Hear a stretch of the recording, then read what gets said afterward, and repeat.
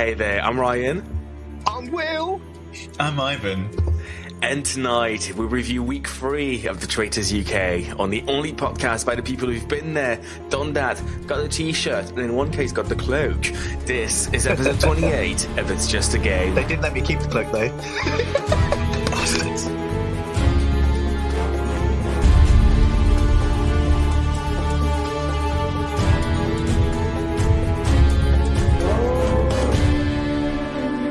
Can I tell you something? Because I'm back south now. I'm in Cornwall again for the first time in 10 months. And driving down, I could feel there was a 50-mile headwind because it felt like the whole car was going through treacle. I got to the cliff path. I live right on the cliff. And the wind was strong enough that I could literally lean into it and it held me up.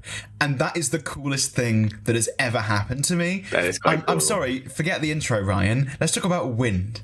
Wind is an amazing thing because imagine the amount of air that has to be going past you for it to hold you up. Imagine how much air that has to be. Do you know what I mean? I'd want to really take my dog out and just see if it blows it away and I'll hold it and pull it back. Is it a dog? Is it a kite? It could be either, maybe both. Anyway, if you've just joined us, hello, and welcome to episode 28 of It's Just a Game, the podcast where we watch reality TV so you don't have to. Every week, we're here to look at the strongest plays, the funniest moments, and the maddest moves of your favorite reality TV shows. This week, we're back with the series we have so much to say about, the Traitors UK. And it's week 3. It's been a very busy week. If you don't know me, it happens. My name is Ryan, and I did let that sink in. Joining me every week is the man who I never thought I'd trust with a glass of rosé, Wilf. Hello, Wilf. How are you? I'm all right, mate. I'm just living life. And the man who could form a detective duo with Jazz on daytime ITV, Ivan. Hello, Ivan. Hello, I'm not living life, I'm afraid. So it's like we're lucky because we can't both live life at the same time. So Will, you live your life, and then when you're done, just text me or whatever, and I'll start living mine. That's all right. Can you pick it up there? Because I can't deliver today. Yeah, no, I can collect. Can and will collect. That's fine. You can collect. Yeah. Anyway, let's jump right in. Now, as always, we're entering a spoiler zone. So if you haven't seen episodes 1 to 9 of the Traitors UK, go away and come back when you're done. If you have seen them, stay right there. This will be an action-packed episode of the podcast. Because we all know it's really hard to focus on both the show and Twitter at the same time, where Ivan and I deliver excellent content. Well, I've seen a couple of virals from you guys. And wait, there's a brand new thread inspired by Ivan coming. It's the Traitors series 2 contestants as Eurovision acts. The perfect intersection of our Twitter following. It's just exactly there right now. But look, we know it's hard to focus, so Ivan, you can remind us of what's gone down in the past week on the Traitors UK in your recurring segment. Ivan, what's been going on, Ivan, what's been going on? Ivan. I'm glad you asked, Ryan. So, episode 7. Miles is shook to see Diane at breakfast, but when everyone arrives, we know something's up. Claudia, in funeral gear, announces that one of the faithful was poisoned and will die during the mission. But poison is a visible biscuit! The gang replay yesterday, and they're focusing on drinks. Amongst all the drinks poured, Diane recalls Evie and Miles pouring her a drinky poo. The mission is a funeral guessing game, and because the traitors know who's poisoned, they're really having to hide here. Diane, Evie and Paul climb in coffins, but 90s comedy duo Harry and Paul immediately jump on the Miles bandwagon, and the faithful are suspicious of Paul too. Thank you. Miles isn't helping himself by telling people to stop looking at the drinks thing. Maybe it's the edit, but Miles is the only name on anyone's lips. They take Diane's words on it. Amongst that, Paul really exposes himself by going ham on Miles at the round table. Miles accuses Paul back, both using packets of biscuits by this point to bonk each other, and Harry is able to just seed the idea to Jack, or Zach, kind of halfway between the two, Zach, that they're both traitors. Inevitably, Miles is banished. Paul, like an emergency dinghy, is visibly in floods, thank you, convincing at least Charlotte and Ross that he's faithful. They're given the opportunity to recruit and choose Andrew. Episode 8. The traitors recruit Andrew as no more than traitor meat, but he accepts and refuses to trust either of them. They lie and tell him he's here to win.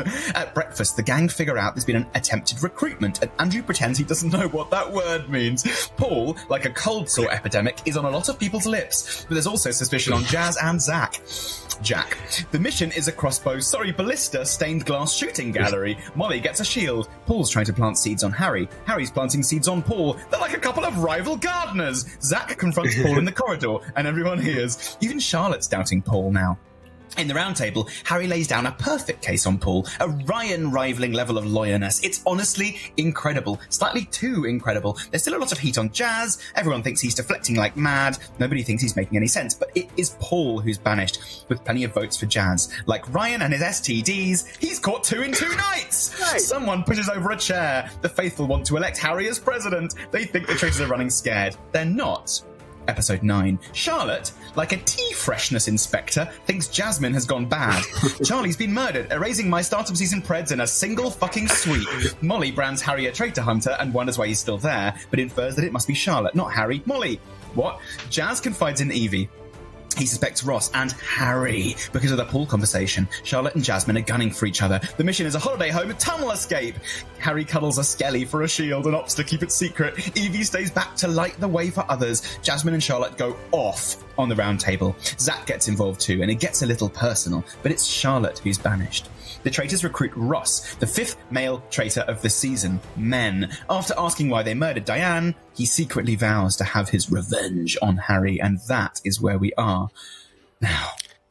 So much to go over. In a minute, we'll chat about Paul's downfall, of course. We'll chat about the faithful strategy, about Jazz to Christie. We'll chat about breakfast, the recruitments, whether the faithful still have a chance, and all of that. But first, let's start with the rosé drama. Diane drinks the glass. Oh my God. I mean, good move for Miles. He managed, at first we thought he was going to get away with it. But was it a good move?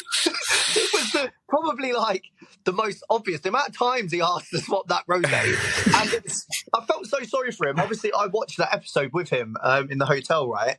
And yeah, I spoke to him about it, and I felt so sorry because he was unsuspected completely. Never got mentioned. He was being a bit quiet at the round table and doing the I don't know thing, which is quite dangerous going later into the game. It's all right to do it at the beginning, but later on in the game when seeds are being planted everywhere, you can't really just say you don't know. But yeah, and then all of a sudden, he's just there. He's there, and everybody knows it's him. And Diane, everyone listens to Diane. Obviously, Diane's the one who said it. And I think quickly, I think that it was a really bad decision by Paul to get rid of Diane. She was one of he's 100% faithfuls. So that was the first little step into Paul's downfall, like major downfall anyway. That's what I think. Yeah. I think it's really fascinating how it went from Miles being not suspected at all to Miles being banished. And obviously we don't see everything in terms of the TV edit, but I think that it was a poison chalice, but in the other direction, where whoever handed a glass of wine to whoever was really going to be, there's going to be so many visible biscuits flying around the next day. And we saw that, like, look how well the faithfuls do when provided with actual concrete evidence. It's kind of crazy. I'm beginning to understand why they can't give the faithfuls more information like we've been crying out for, because they'll just do it. They'll just figure it out. And like Diane very clearly says, if I die, it's Miles. If Paul dies, it's Jazz. And then she dies, and they go for Miles. But there was a lot of misplay. I mean, I think the way Miles kept being like, let's stop looking at drinks. How about lip salve? Anyone have any lip salve? It was like, oh, come on, mate. And that was really, really glaring. And then the way that Paul and Miles argued as well. I think Paul didn't have a good day either. So, yeah, I mean, overall, it was a fascinating day. But I think what did it for Miles was just how hard that mission was and how difficult it would be for anyone to get away with that. I felt really sorry for Miles when I was speaking to him. I said, because they were trying to redirect where the poison came from, and he told me that somebody thought it was a Pringle, and someone was like, the poison Pringle. It was a Pringle, and I was like, the poison Pringle. There was one bit that was I felt so sorry for him. I was sitting with him, and there's a part where he goes to walk into the billiards room, and they're all talking about him, and Paul and Harry are like saying, it's Miles, and he's just listening outside, and my heart sank just thinking, and he was sitting there with me, and it was really hard to watch. You know that feeling as well. You can feel when the castle's turning against you. It's such a horrible feeling. I've said it before. You can really feel the walls closing in on you in that castle. The thing with this whole story is I can't help but feel like he's been a little bit stitched up there. Oh, fully, not a little bit. Of course he has. He was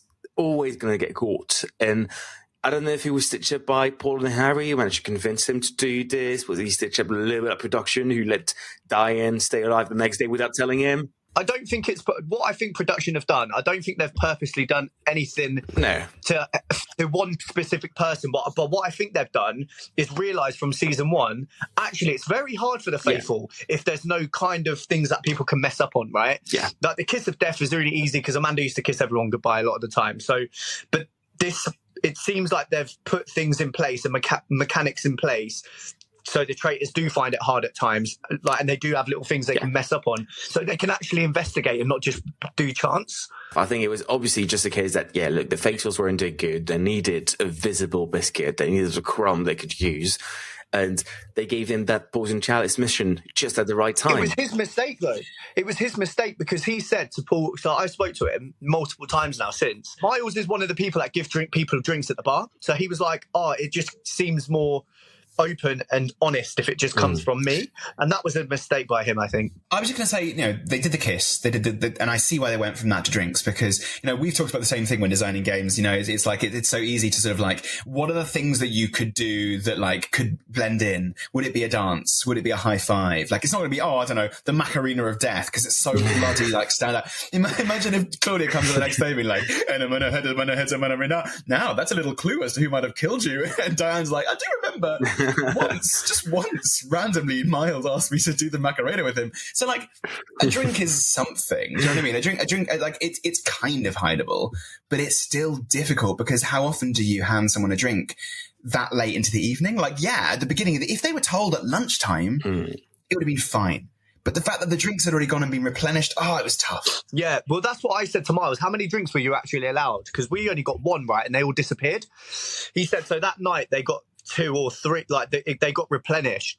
So obviously the next day you're going to think, if they talk about poison, you go, it's got to be drinks, because it's the first time they gave us more than one and restocked the fridge. Like, you know what I mean? So that's a reason to metagame. Yeah. In terms of meta-analysis and looking at it, that you'd look at that and think, okay, because it's like what we do, right? When you play a game, you think about what producers do. You try and think beyond just the game. You try to metagame. Yeah, you metagame, and then you can sort of understand what's happening a bit more. It's difficult with that as well, because if you metagame, you're not allowed to talk about it live on camera, right? So, people were metagaming all the time. Of course you were. And they did so well at making sure that was mostly impossible. But the more you see the show and the longer you're in the show, you do start figuring it out. And actually about that, the task was at night.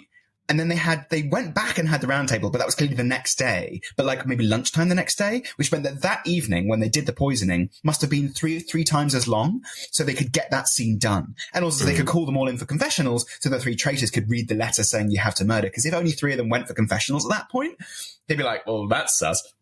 So in order to actually pull off this scene, they had to spend, I reckon, about half the day or more setting it up to make it not seem suspicious. So, like, it's not as easy as just like, it's a normal evening. They definitely had to really devote some resources to it. Yeah. Still, at the end of the day, it was sad to see Miles go. But one thing I do want to applaud him for is I think he really showed you how, in the round table, you go up against a traitor, like, while staying within the confines of, I think, the spirit of the game. He never went, oh, Paul, you're accusing me. Well, it's you, Paul. You're the traitor. He just tried to set up arguments, and he tried to play the game the right way. And then he stood up and said, I'm a traitor, and he left. And I want to applaud him for that, because I can see why you might want to, throw another traitor under the bus, parting gift them, but he didn't. You can see now, where traitors are making, in this season, traitors are making really good arguments at the round table. And when they lose, they're just taking the loss. Okay, fair enough, you beat me at the table. Like, do you know what I mean? So I respect everybody who's gone out so far, who's just gone out and been like, yeah, cool, I'll take the loss. Massive respect. And the joy with which they do it as well. It really is only the traitors who are able to say, I'm a traitor, and smile and walk away. In Paul's case, bow. In Miles's case, giggle. It's like, good lads, well done. You enjoyed it. We did too. But alas, the game must move on. And the game does move on with the recruitment. An interesting recruitment. You can tell Paul and Harry walk into that turret actually quite cocky, quite pleased with what they've done. They've managed to get a traitor. It's just the 2 of them, boys. And they decide to recruit. And it really sort of backfires. I mean, you're Andrew. You did not want to be recruited. Now you're stuck with 2 very close traitors, Paul and Harry. And you're sort of like the third one out. And you've got a strong boys alliance, the 2 boys, Harry and Paul, and they're very much like sort of playing this, and they probably going to play this against you. And so I guess the question is, if you're Andrew, you know you're a circuit breaker. How do you play this? How do you move on from there? Do you even have a chance of safeguarding a position in the game when you know you're the secret, like you're going to be the circuit breaker? Wilf? I think he's done pretty good, to be fair, so far. I think he's still under he's not on anyone's radar. If people trust him enough, he could go for Harry if he wanted to at some point, because Harry's name's being thrown about. He could jump on that bandwagon because Harry has made a couple of mistakes as well, like being over analytical and all that sort of stuff. He's psychic, do you know what I mean? But yeah, so I think Andrew's doing pretty good. I think he's playing the game well and should keep doing what he's doing, making Harry think that he's in charge. And I think Andrew and Ross might pair up and do Harry over. As soon as you become a traitor, your survival strategy changes, right? Because you just want to keep your name out of people's lips. Like if you're worried about Harry and then now Ross and at some point Paul as well selling you down the river, you first of all got to make sure that people aren't going to go, yeah, Andrew is dodgy. So, and he's done that. No one's talking about Andrew as a traitor. Therefore, he's doing great. As soon as people are talking about Andrew as a possible traitor, the other traitors are going to use that and get rid of him. But until that point, the traitors will have to instigate the attack on him, which is very, very vulnerable making, as you've seen with Harry against Paul. So it's good. He's doing great. I think he's got a bigger chance of winning than Harry and Ross right now, but that's a different thing. Yeah, we'll have our guesses as to who's most likely to win in a second. I guess the second recruitment then is Ross. It's also a big recruitment. A few thoughts there. The first one is, come on, people. At one point, you got to stop letting them recruit. It's 6 bloody traitors in a series of 22 players. That is, I know it's in the rules. It's in the traitors rules, but it's just stacking the game in favor of the traitors. And I think it's a little bit taking the piss there. You might as well say, oh yeah, we really want a traitor to win if you're going to keep letting them recruit 6 traitors in the course of a 22 player game. That's just insane. That's over 25% of traitors. Am I right to say that a third of the players left now are traitors? 3/8. 3/8 is, I mean, at this point where we're at, 3/8 is way more than a third. Yeah. So that's pretty deep, really, isn't it? I think they've got a really high chance of winning. And I sort of feel sorry for them because they've had so many opportunities to recruit. It's so weird because at time I really want the traitors to win, but then at the same time, I've got to a point where I'm like, do I? Because I like Jazz so much. I think Jazz is doing so well. I'm like, actually, he's doing really well. But now that was my thinking during episode 9. And then when Ross got recruited, I was like, oh, I'm back to the traitors now, I think. Like, it's weird. I keep switching a little bit in my brain the last couple of episodes. The thing that people keep saying to me on that, because I've been involved in the discourse a bit online about this, this stacking the deck in the traitors' favour, and a lot of people agree, and some people who disagree say, well, the clue's in the name. It's called the traitors. It's about the traitors. What we want to see is the traitors backstabbing each other. And I get that. That's fine. But I think the name of the show is the traitors because it's exciting to see if they survive, not which of them survive. Otherwise, you just make them all traitors at the beginning, right? And I think you want to reward the faithful catching them and make the traitors feel like they're running scared. But the fact that they can always recruit and go up to 3 rather than up to 2, to me is like, okay, so basically what you're telling me is you want to have 2 traitors in the final. And I think it's not about how many round tables there are left, because they can have infinite round tables because they could just keep getting rid of them. The point for me is that you are making it overpowered for the sake of the show always lasting exactly 12 episodes. And I think there's ways around that. I think we can really do a deep dive here, but I think there's a possibility that every so often the series ends and the final episode has no traitors at all, but the faithful don't know, and that's its own exciting thing. That is great. Generally, going into episode 12, there's no murder anyway, so they wouldn't know about it. I think at this point, you shouldn't be able to recruit up to 3. Yeah. I think as of next episode, you shouldn't be able to recruit up to 2, so that we have 1 minimum, but also potentially just 1 traitor in the penultimate episode, episode 11. As it stands, you always have 2 in the penultimate episode, because then you always have 1 in the last episode. Yeah. I think it's time to give that up. I think if we want this, and I get it. I get that that's fun. I get the show's about the traitors. If we want the series to last more than 5 series in the UK, they have to let that go. And I'm sorry, but I actually very much disagree with the idea that this show is about seeing the traitors and how they backstab each other. I think the traitors backstabbing each other is one way the traitors get caught, and is as we've seen in the past, usually the main way the traitors get caught. But in my opinion, that's not what makes the game entertaining. There's many other ways traitors can get caught. The game is about, for me, seeing the faithfuls find the traitors. It's about seeing this fight, this clash of two divisions, of two sides. It's not about just seeing backstabbing, because actually I'm getting a tiny bit bored of the only way traitors getting caught, at least in the edit, being just a backstab. Like, it's fun for the first few backstabs. After a while, I'd like to see different ways. And I think they could show that in the edits, because we can see some of the faithfuls know what they're doing. But people like Evie, people like that, who actually are onto the traitors before the backstabs. And you know the way you make the traitors work together is by making them scared for their life. Right now, they're not scared for their life because they know whatever happens, there's going to be more of them. You make them run scared, and that's when they work together, and it becomes a team game again. It's not a team game right now because the traitors know there's always going to be more of them, and that's not the way it works. So we need to change that. And also, people have been saying to me online again, like, oh, this means the game doesn't start till episode 9. Mate, I know. That was my strategy in series 1, and you know it's what Jazz is doing this series. If you want to make it feel more legitimate as a traitor hunting game, you've just got to change it now. It's not too late. You've got to change it now. I think because the first series was so entertaining because of the backstabbings, people have watched it and realised that's what's really entertaining. The producers have gone, that's really entertaining. But the thing is, I want to see, like, okay, fair enough. This season's going to be all about the backstabbings and multiple traitors. And then the next season, they'll hope for a different narrative. And hopefully we do as well. And I hope the producers think, actually, let's recruit traitors that want to actually work together and go to the end without backstabbing each other. So it shows a different narrative. But is that as entertaining? Is that BAFTA worthy? I don't know. I think it could very well be. Yeah. Look, you can't keep telling the same story every year. We don't watch the same series of The Wire, right? There's 5 because you want to watch 5 different stories being told. They've got to make sure it feels different every year. And actually, it's been brilliant this year because it has felt different. They've been merciless, and it's great. But we can't have the same again. They've got to take that risk. I'm getting a little bit bored of the trope of, traitors backstabbing each other, and that's the only way the game progresses. I think Series 3 needs to move on from that. It's like the traitors, one's banished, one's recruited, one's banished, one's recruited. It's a bit too much like that at the moment. And I think people are really scared to turn a recruitment down, because obviously last season we did it with Alex. You turn it down, you get murdered, and we wanted to set a premise, and I think they would follow that premise as well. But then do you know what you do? You say no, and you let everybody let you get a shield.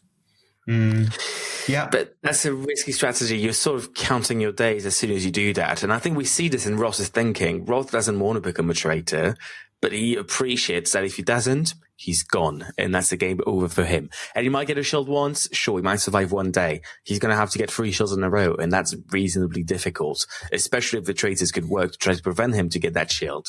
So it's a risky strategy. At this stage in the game, I think the way people play the game now, you can never not accept the recruitment offer.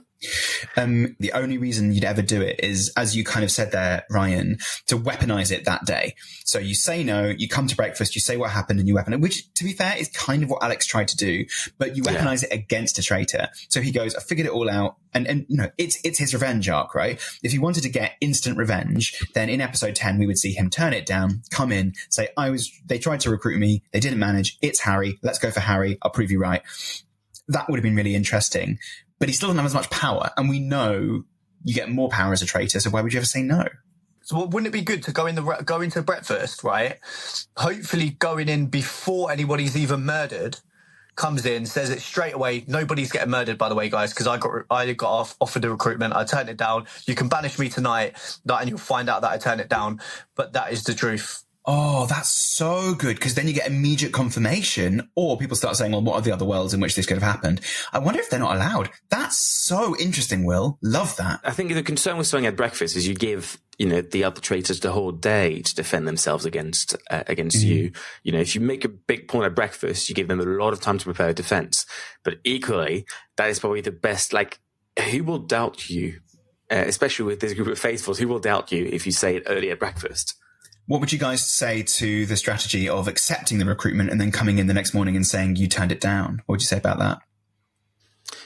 Risky, and I think you might actually make it worse for the faithfuls camp, because if you turn it down and people don't entirely believe you, and they'll just, to make sure, banish you that night, you then turn out to be a traitor, and at that point, people are just convinced that you're always a traitor, and it was just all a big lie. Yeah, I agree. I think it's a risky strategy. We saw it in the first US series. It relies. It's very much something that relies on luck at that point. Yeah, I think you're right. It's too much of a risk. It's not worth it. As we said with Andrew, you get recruited, you want to stay under the radar at that point. You just want to keep hidden because the other traitors will just jump on it at that point. They'll be like, great, perfect. We only brought you in to kill you. Here you go. That's your chance, done.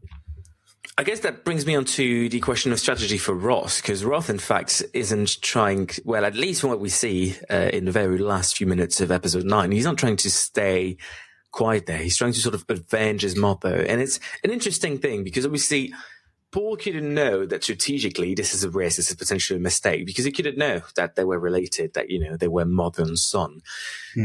Obviously, I'm not sure Ross actually has it in him to avenge his mother and to actually go up against the traitors and fight them. So I'm not convinced anything's actually going to come out of this.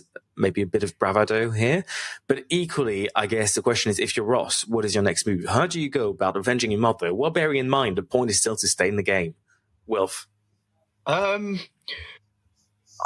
It's so weird because they're using him as a scapegoat again, isn't it? Aren't they? So is he strong enough to come up with the strategy to be able to get rid of someone? I'm not 100% sure, but he also has been having conversations with Jazz, and I feel like he's got some friends in there who are quite influential in terms of Jazz. And mate, the traitors could have just said no. And I think it would have been better strategy for them. So we said no as well. We went to recruit again and we said no. But then Harry loses the opportunity to do his little trick with the shield, really. They had to recruit because of that.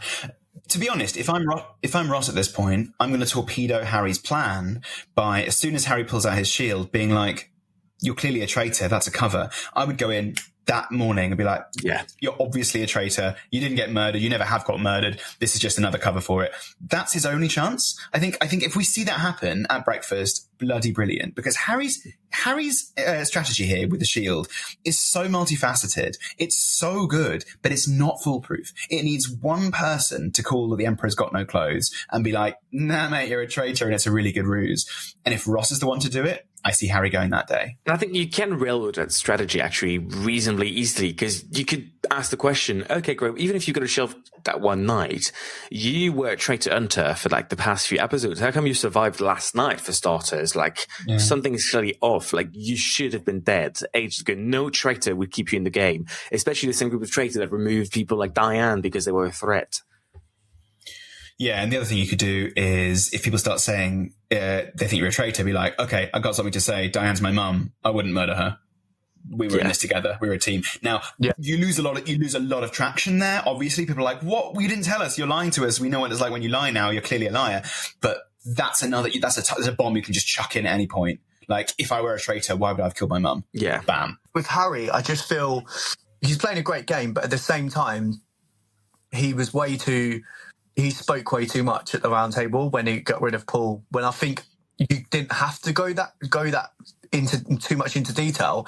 It was like he's clearly a traitor. He's just said everything that the traitors were planned, and everyone thinks he's like Sherlock Holmes, but I don't really think it was a great strategy, because people have clicked on it a tiny bit. They've got it in their brain, but it hasn't sunk in. They kept saying he was very articulate, very detailed, it's really good, blah, blah, he's a traitor hunter. And I think someone will click at some point and go, actually, that was a bit too much.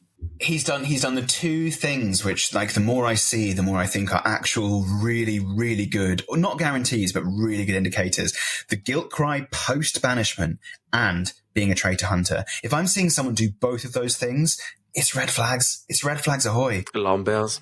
One other interesting thing in the way Harry approaches this game, we were talking about it, is as soon as Paul is gone, you know what? It's something in that show just shows that power corrupts, because as soon as Paul is gone, he gets really cocky and he feels the shoes of Paul, and he starts to get quite, I don't know, this sort of ego that builds quite quickly. He really steps into the shoes and a big space left by Paul's ego departing the castle. It's fascinating to see. It just shows how power seems to corrupt you. I didn't like the way he said he's his traitor baby and he's going to train him. But I think there's going to be two powerful downfalls. Paul was really strong, downfall. I would like the traitors to win.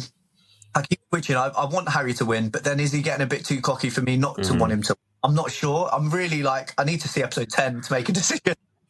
I think what buried him for me and a lot of people was that final comment about Diane at the end, where he goes, she got too big for her boots or something, weren't it? Yeah, and that made me think, nah, you're too cocky about this. I don't like this. This will be your downfall, and I will be glad. I think either he'll go because of Ross or he'll go in the final because of Jazz. Jazz has got the thing over him with the whole conversation with Paul and him, and Ross has got a reason to try and get rid of him. So I think he'll go either 10 or 12.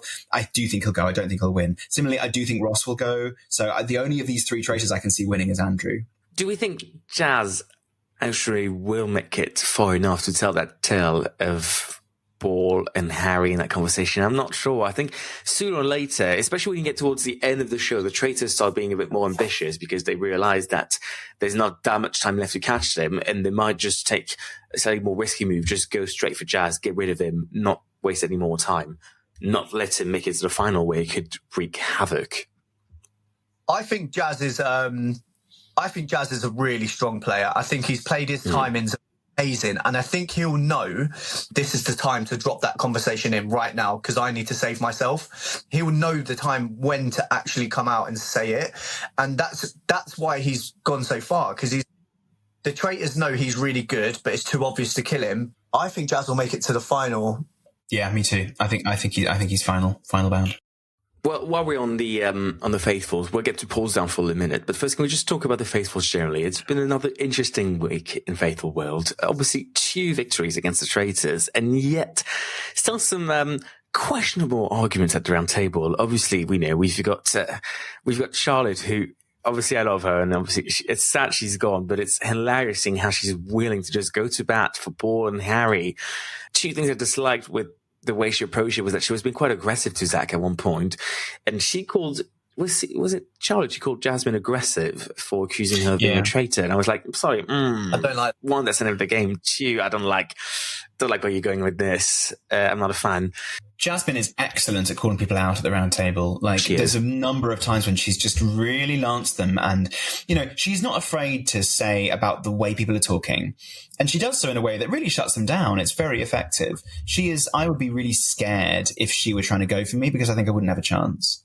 Can we say it's really some of the strongest Faithfuls have lasted this long? Normally they sort of get murdered. I would have, Diane would have been murdered straight away with me. She would have been very, very quick. Obviously they couldn't because she was looking at Harry, but there's Diane, there's Jazz. I think Jazz I would have sort of, but we only see as viewers how good he is because he's hiding it really well. But there's some strong Faithfuls left, there really is. I do think the Faithfuls will win, but there are some very strong Faithfuls. But I don't know, that's the thing actually. Some people are playing the game in a way where they appreciate that they have to be quiet. I think Jazz understands that he needs to stay in the background, be quiet. People accuse him of being inconsistent, but it all makes sense when you read this through the prism of him trying to actively stay, under the radar by getting it wrong. Equally, Diane probably didn't need to murder her quite early on, because for a while she was just going scattergun, making really random guesses that were wrong. I mean, she spent a lot of time accusing Anthony just because he looked at her the wrong way when they were lining up in front of the castle. So she wasn't that much of a threat for a while. Yeah, it's true. I think it's a really, really interesting series, really. I'm really enjoyed it.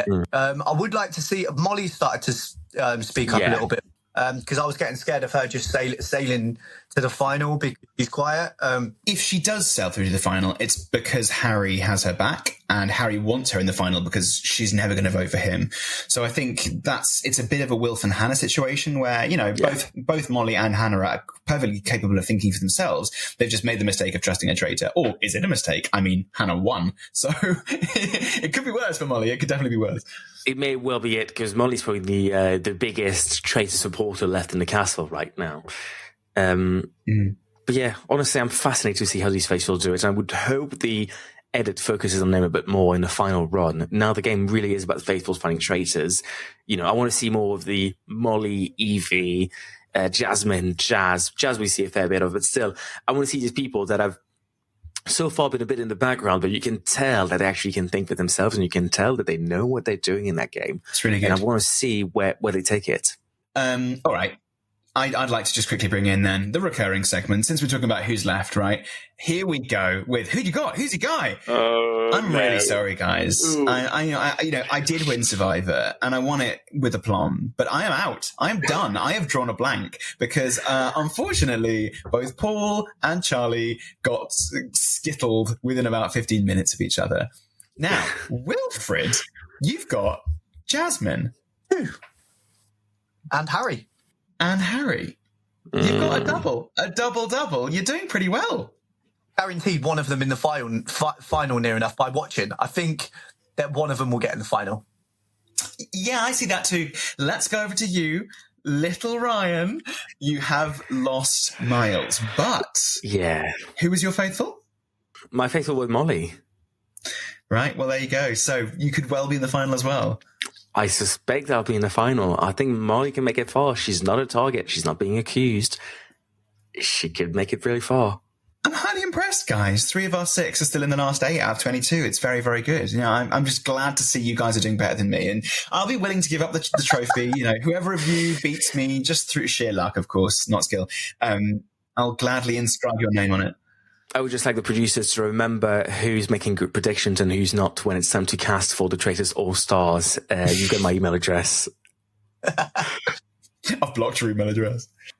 So that's the first recurring segment. We'll get to your second one about how we think this ends at the end of the episode. But first, I want to chat about the other significant downfall of this series. Paul. Paul is gone.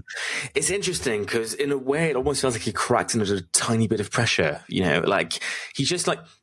started off decently enough, and in the last few episodes before his demise, it just went downhill. And towards the end, there just wasn't anything he could say, really. He was facing a very forensic Harry, the Keir Starmer of Ardros Castle. He really couldn't fight back.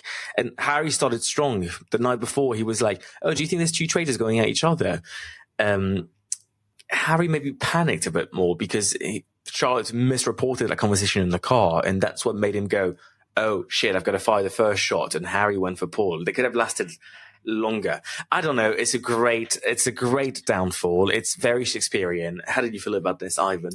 It's such a shame that in the show, it looks like the whole elimination of Paul is attributed to this weird conversation that sort of happened but sort of didn't happen. Because actually, as you say, he was there, round table, the day before, whispering to Zach, that's 2 traitors, isn't it? And Zach was like, yeah, totally, brilliant, let's go for them.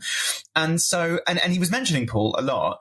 And yeah, it's annoying that the thing that eventually led to him going full, honey roast ham on that guy was this weird car conversation.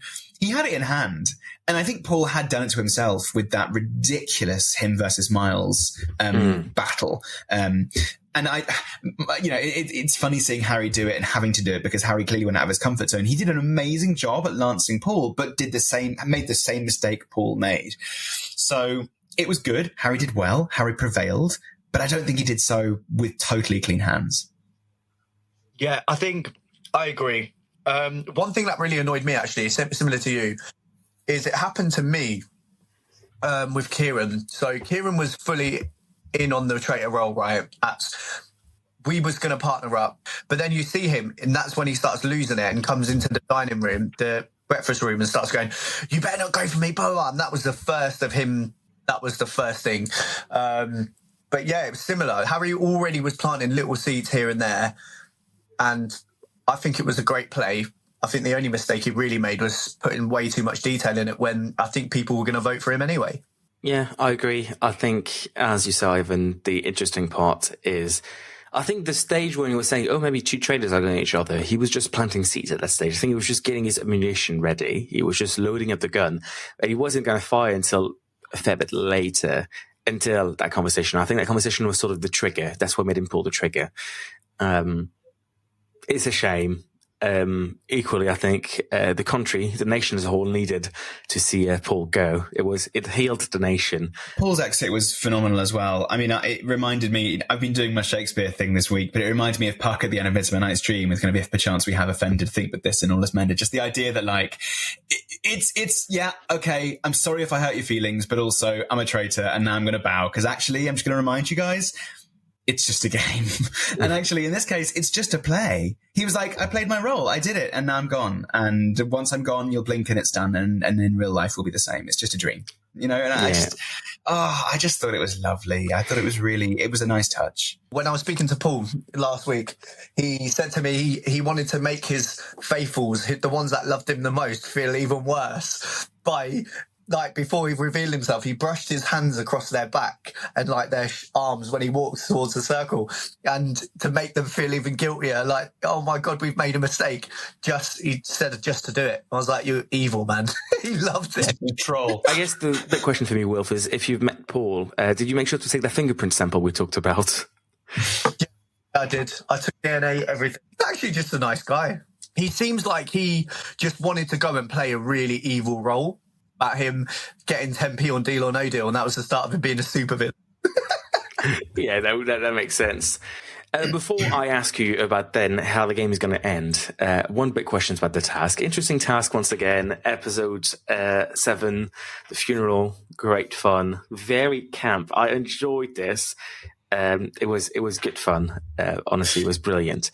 I was going to say, having a themed episode is really fascinating. Like, yes, it's camp, but it was like noir, and like, Claudia comes in wearing her funeral gear, and they all go, okay, I get the vibe of today. And they stay in that funeral gear for the round table as well. So that whole episode felt special. It felt like a Christmas special, but this time it's a funeral special. I'm more of that. Like really, honestly, more of that.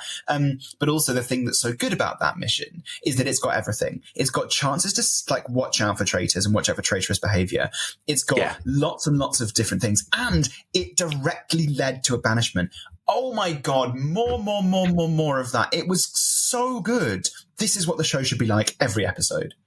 Yeah, I really liked how they interlinked everything in one episode. I think it was brilliant.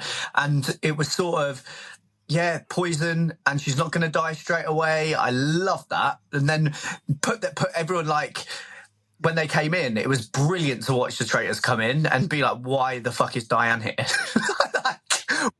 What the fuck did we do wrong? It was really, really cool. And I thought it was so funny. I don't know how they kept straight faces. I would have cracked up at the choir. I would have been laughing my head off. That person was burned. I thought, what is going on? It was quite funny as well because Evie obviously is from Inverness, and so she recognised one of the singers in that crowd. It was somebody she went to school with. So that's Isabel from school. I couldn't see anything, but it was Isabel from school. It's so good. You know what? Like, because I always thought the locals could have a great advantage in this game. Because I remember when we did one of these missions. Obviously, in Scotland, you can just roam around. Like, so one day, one of these missions, I was upside down on the wheel, and there was just this lady just walking her dog back there with like, she actually had a really cute like Labrador, and she was just walking her dog while next to her were like a bunch of cameras, a wheel going, throwing people upside down.